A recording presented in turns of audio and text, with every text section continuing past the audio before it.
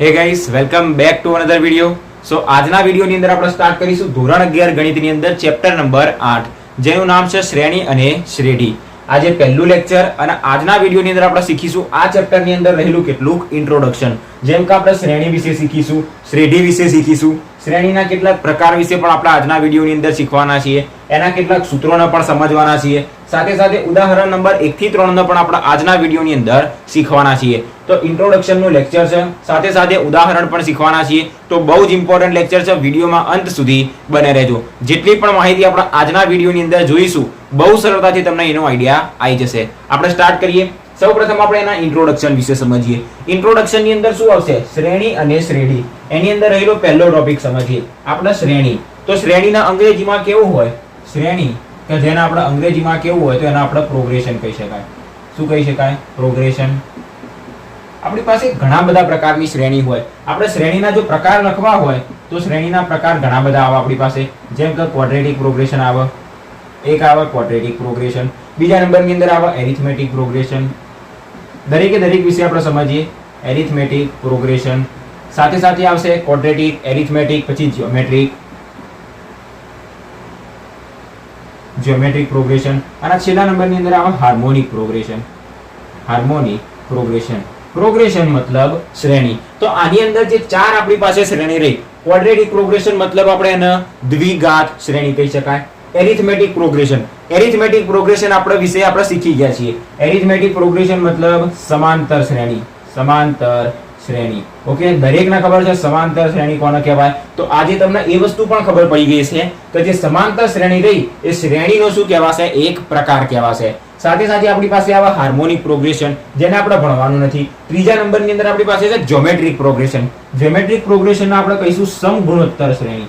સમગુણોત્તર શ્રેણી. આના પછીનો આપણી પાસે બીજો ટોપિક છે સમગુણોત્તર શ્રેણી, જેને આપણે ત્રીજા નંબરના લેક્ચરની અંદર શીખવાના છીએ. ઓકે, ત્રીજા નંબરના લેક્ચરની અંદર આપણે સમગુણોત્તર શ્રેણી વિશે શીખવાના છીએ. આજનો આપણો ટોપિક છે સમાંતર શ્રેણી વિશે શીખવાનો, એના કેટલાક સૂત્રોને સમજવાનું અને શ્રેઢી વિશે આપણે સમજવાનું છે. શ્રેઢી મતલબ શું, એના સૂત્રો કેવા હોય, બધી જ માહિતી આપણે આજના વિડીયોની અંદર શીખીશું. તો પહેલી વસ્તુ આપણને શું ખબર પડવી જોઈએ કે શ્રેણી, જેના અંગ્રેજીમાં પ્રોગ્રેશન કહેવાય, એના કેટલાક પ્રકાર છે આપણી પાસે. એના ચાર પ્રકાર છે આપણી પાસે: ક્વોડ્રેટિક પ્રોગ્રેશન, એરિથમેટિક, જ્યોમેટ્રિક અને હાર્મોનિક. એની અંદર રહેલા બે શ્રેણીના પ્રકાર વિશે આપણે આ ચેપ્ટરની અંદર ભણવાના છીએ. એક આવશે એરિથમેટિક પ્રોગ્રેશન, જેને આપણે સમાંતર શ્રેણી કહીએ છીએ, જેને ઓલરેડી 10મા ધોરણમાં આપણે ભણી ગયા છીએ, છતાંય ફરીથી આપણે એને સમજવાના છીએ.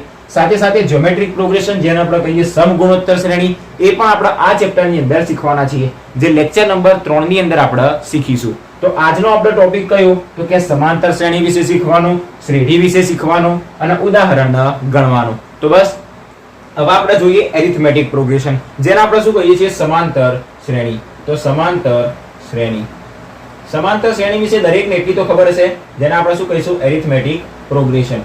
સમાંતર શ્રેણી કોને કહેવાય? શ્રેણી તો ઘણી બધી હોય. હવે અહીંયા આગળ હું એક લખું 2 4 6 8 ડેશ ડેશ ડેશ, પછી 1 2 3 4 5 ડેશ ડેશ ડેશ, પછી 1 3 5 7, આ પણ આગળ જશે, પછી 5 10 15 20, આ પણ આગળ જશે, પછી આવશે 5 10 20 40 80, આ પણ આગળ જશે. આ દરેકે દરેક શું કહેવાય? શ્રેણી કહેવાય. હવે એમાંથી આ શ્રેણી કઈ, આ શ્રેણી કઈ, આ શ્રેણી કઈ, એ બધું આપણે નથી સમજવાનું. આપણે હાલ શું સમજવાનું છે? સમાંતર શ્રેણી વિશે. તો આ બધી શું કહેવાય? શ્રેણીઓ કહેવાય. એટલી વસ્તુ આપણને ખબર પડી ગઈ, જેને આપણે શું કહી શકાય? પ્રોગ્રેશન, કે જેની અંદર ઘણા બધા આપણને પદો આપેલા હોય. આપણે સમજવાની છે સમાંતર શ્રેણી વિશે.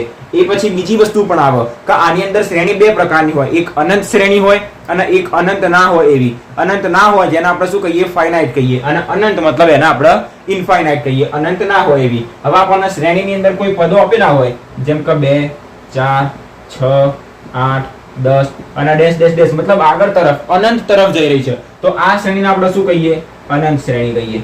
શું કહીએ? અનંત શ્રેણી કહીએ.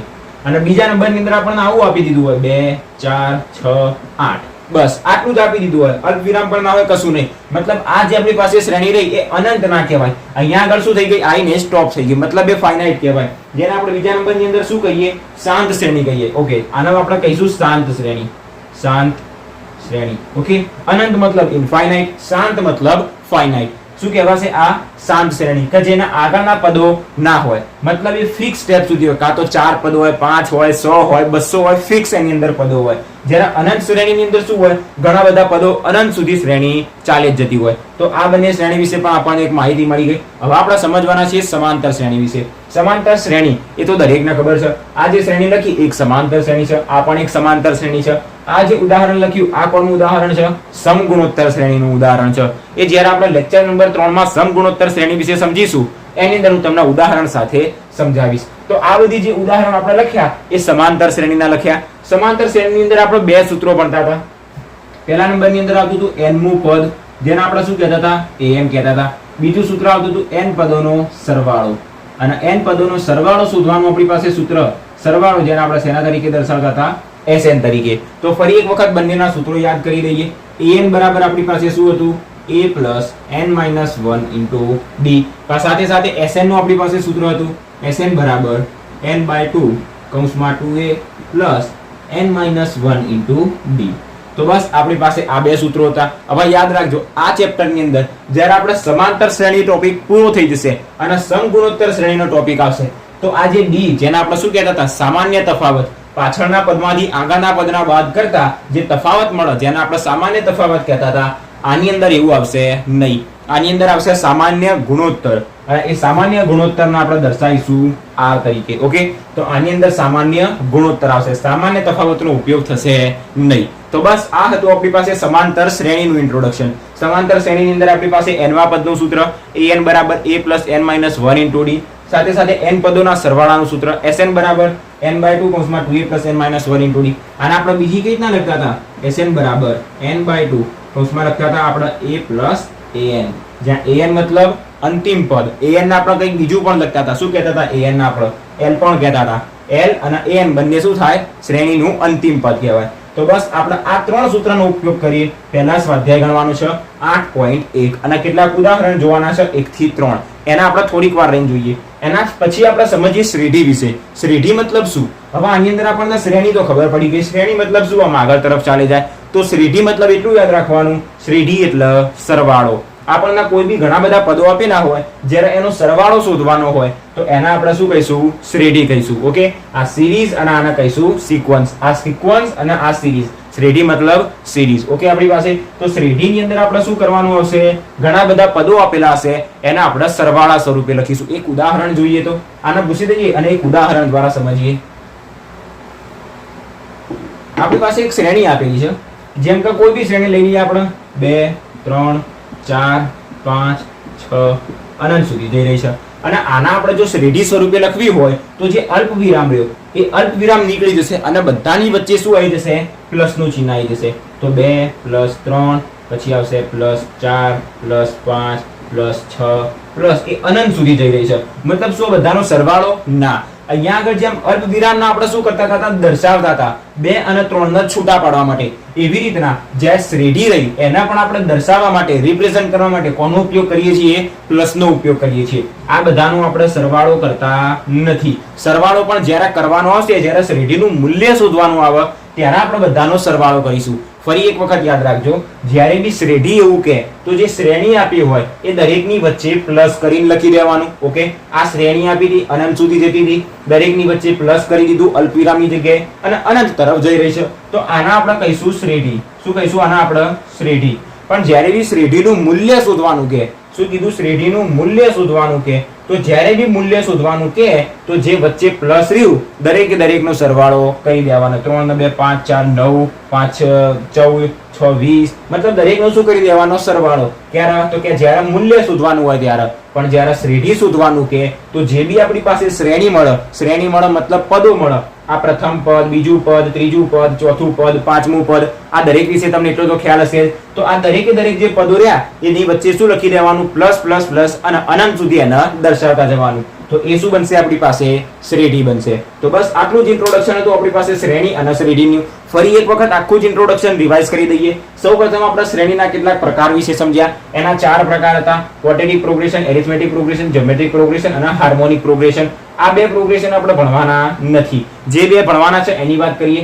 એરિથમેટિક પ્રોગ્રેશન જેને કહેવાય સમાંતર શ્રેણી, ઓલરેડી થોડુંક આપણે શીખેલા છીએ, અને જ્યોમેટ્રિક પ્રોગ્રેશન જેને આપણે કહીશું સમગુણોત્તર શ્રેણી, જે આપણે લેક્ચર નંબર 3 ની અંદર ડિટેલમાં શીખવાના છીએ. એના પછી આપણે શીખ્યા સમાંતર શ્રેણી વિશે. અને સમાંતર શ્રેણી પહેલા આપણે શું શીખ્યા તો કે આપણી પાસે બે પ્રકારની શ્રેણી હોઈ શકે, એક અનંત હોય અને એક શાંત હોય. કે જેના પદો ફિક્સ હોય જેને આપણે શાંત શ્રેણી કહીશું, અનંત હોય એના પદો અનંત શ્રેણી કહીશું. પછી આપણે શીખ્યા સમાંતર શ્રેણી વિશે. સમાંતર શ્રેણીની અંદર આપણી પાસે ઘણી બધી શ્રેણીઓ હોય. એના ઉદાહરણ તો આપણે અઢળક શીખ્યા હતા ચેપ્ટર નંબર 5 માં ધોરણ 10 માં, જેની અંદર આપણી પાસે n મું પદ અને n પદોનો સરવાળો એમ બે સૂત્રો હતા. તો એ બંને સૂત્રને લખી દીધા. આ બંને સૂત્ર શું છે? એક જ છે, જેને આપણે એક જ સૂત્ર માની લઈએ. ખાલી એની જગ્યાએ a + n - 1 * d, આ સૂત્રની જગ્યાએ આપણે an મૂકીએ છીએ. ઓકે, તો બસ આપણી પાસે આ બે સૂત્ર વિશે સમજ્યા. એના પછી આપણો ટોપિક આવ્યો શ્રેઢીનો. તો શ્રેઢી મતલબ શું? જે આપણી પાસે શ્રેણી આપેલા હોય, શ્રેણીની વચ્ચે શું કરીએ આપણે? અલ્પવિરામ કરીએ. એ અલ્પવિરામની જગ્યાએ આપણે જ્યારે વચ્ચે પ્લસથી રિપ્રેઝન્ટ કરીએ, એને પ્લસથી દર્શાવીએ,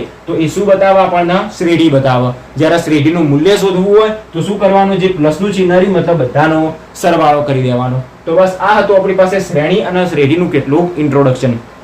જો આ દરેકે દરેક માહિતી 99% લોકોને યાદ હશે, પણ ના યાદ હોય એના માટે ફરી એક વખત સમજાવી દીધી. આ ચેપ્ટર આપણે શીખવાનું છે એટલે રિવાઇઝ ફટાફટ કરી દેવાનું. અને હવે આપણે સ્ટાર્ટ કરીએ ઉદાહરણ નંબર 1 થી 3.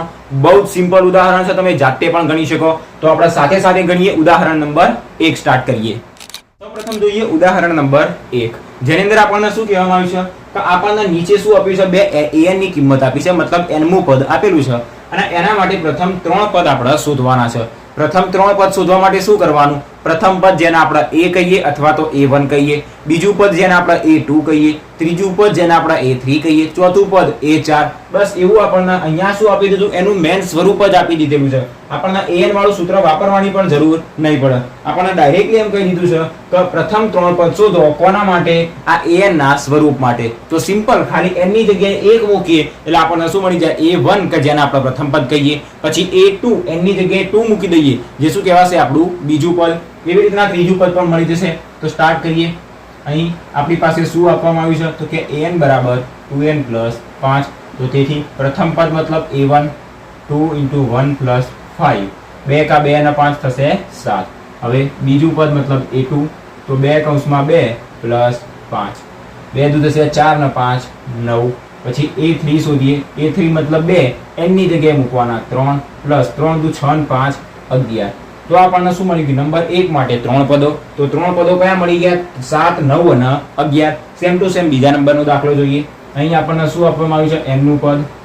an બરાબર આપણને આપ્યું છે n - 3/4. તો તેથી a1 મતલબ પ્રથમ પદ, 1 - 3/4 મતલબ -2/4. છેદ ઉડાડીશું તો -1/2.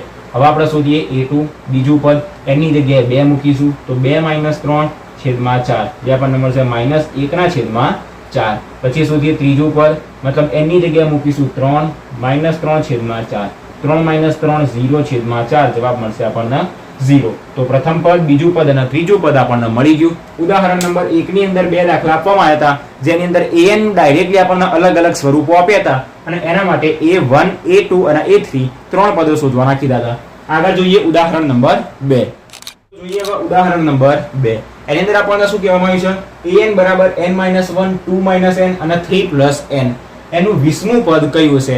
20મું પદ જેને આપણે શેના તરીકે દર્શાવીએ છીએ? a20 તરીકે.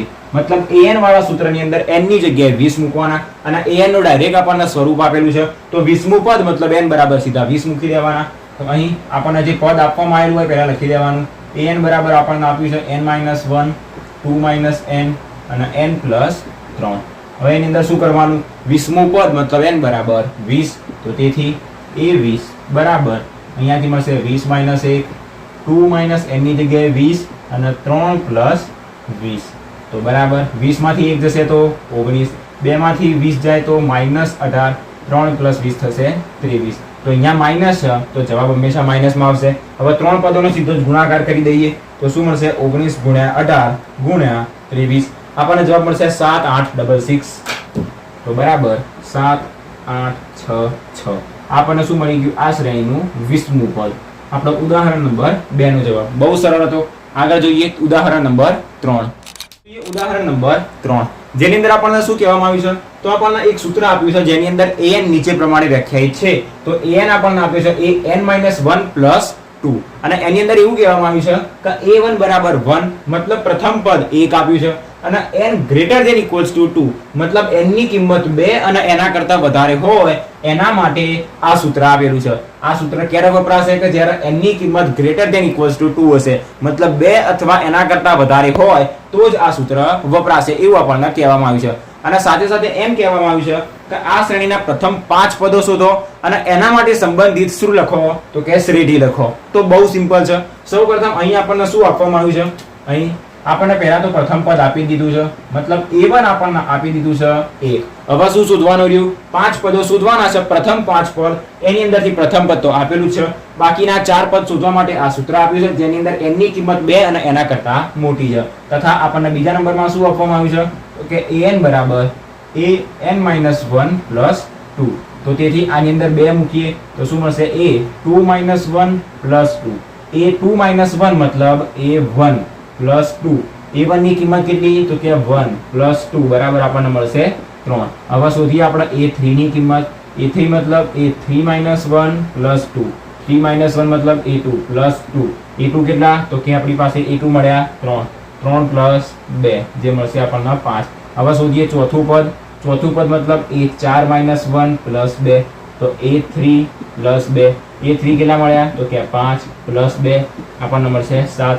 હવે શોધીએ પાંચમું પદ. પાંચમું પદ મતલબ a5 - 1. આની અંદર n બરાબર 5 મૂકવાના, તો 5 અને 5 - 1 + 2 બરાબર આપણને શું મળશે, 5 માંથી 1 જશે તો 4 + 2. હવે a4 ની કિંમત આપણને મળી 7 + 2 બરાબર 9. તો આપણને શું શોધવાનું કીધું હતું, પ્રથમ 5 પદ એમાંથી પહેલું પદ આપણને આપેલું હતું, બીજું, ત્રીજું, ચોથું અને પાંચમું પદ આપણે શોધી દીધા. સાથે સાથે શું કીધું છે કે આના માટે સંબંધિત શ્રેઢી લખો. સંબંધિત શ્રેઢી લખવાની મતલબ મેં તમને હાલ જ શીખવાડ્યું, આપણને જે બી શ્રેણી મળતી હોય એની અંદર વચ્ચે અલ્પ વિરામની જગ્યાએ શું કરવાનું, ખાલી પ્લસ. આપણને શું કીધું છે, ખાલી શ્રેઢી લખવાનું. જો શ્રેઢીનું મૂલ્ય શોધવાનું કે તો મૂલ્ય શોધવા માટે આપણે બધાનો સરવાળો કરવો પડે. હવે અહીંયા આગળ તમે શ્રેણી બનાવો તો શ્રેણી શું બનશે, પહેલા 1, પછી બીજું પદ આપણને મળશે 3, પછી 5, પછી 7, પછી 9 અને શ્રેણી આગળ તરફ જઈ જશે. હવે આના નાના માટે જો આપણે શ્રેઢી લખવી હોય તો અલ્પ વિરામની જગ્યાએ શું કરી દેવાનું, ખાલી પ્લસ કરી દેવાનું. તો લખીએ કે હવે જે સંબંધિત શ્રેઢી લખવાની છે એ સંબંધિત શ્રેઢી બરાબર શું મળશે, તો કે પહેલું પદ 1 + 3 + 5 + 7 + 9 પ્લસ આગળ તરફ જઈ જશે. શ્રેણી તો આગળ તરફ જઈ જવાની છે અને આપણે વચ્ચે શું લખ્યું, પ્લસ લખ્યું, મતલબ આ શ્રેઢી પણ આગળ તરફ જતી હશે. તો બસ આ હતો આપણો ઉદાહરણ નંબર 3 જેની અંદર આપણને આ બે વસ્તુ શોધવાનું કીધું હતું. આ સૌપ્રથમ એના 5 પદો જેમાંથી પહેલું પદ આપેલું હતું, બાકીના 4 પદ આપણે શોધ્યા. સાથે સાથે એના માટે સંબંધિત શ્રેઢી શોધી. શ્રેણી લખવાનું કે તો આવી રીતના, શ્રેઢી લખવાનું કે તો દરેકના વચ્ચે પ્લસ અને શ્રેઢીનું મૂલ્ય શોધવાનું કે તો બધાનો સરવાળો કરી દેવાનો. સરવાળો ક્યારે કરવાનો, જ્યારે શ્રેઢીનું મૂલ્ય પૂછે ત્યારે. તો બસ આ તો આપણો ઉદાહરણ નંબર 3. આજના વિડીયોની અંદર આપણે ચેપ્ટરના કેટલાક ઇન્ટ્રોડક્શન વિશે શીખ્યા, સાથે સાથે ઉદાહરણ નંબર 1 થી 3 ને પણ શીખી લીધું. તો બસ આજના વિડીયોની અંદર અહીંયા સુધી રાખીએ. આની અંદર તમને કોઈ જગ્યાએ પ્રશ્ન હોય, કોઈ ના ખબર પડી હોય તો બિંદાસ તમે કમેન્ટ કરજો, એમનો તમને તરત જ જવાબ મળી જશે. અથવા કોઈ ક્વેશ્ચન હોય જે તમારે પૂછવો હોય એ પણ તમે પૂછી શકો છો. તો બસ મળીએ નેક્સ્ટ વિડીયોમાં લેક્ચર નંબર 2 ની અંદર. વિડીયો ગમ્યો હોય તો વિડીયોને લાઇક, શેર અને ચેનલને સબસ્ક્રાઇબ કરવાનું ભૂલતા નહીં. મળીએ નેક્સ્ટ લેક્ચરમાં. Thanks for watching guys.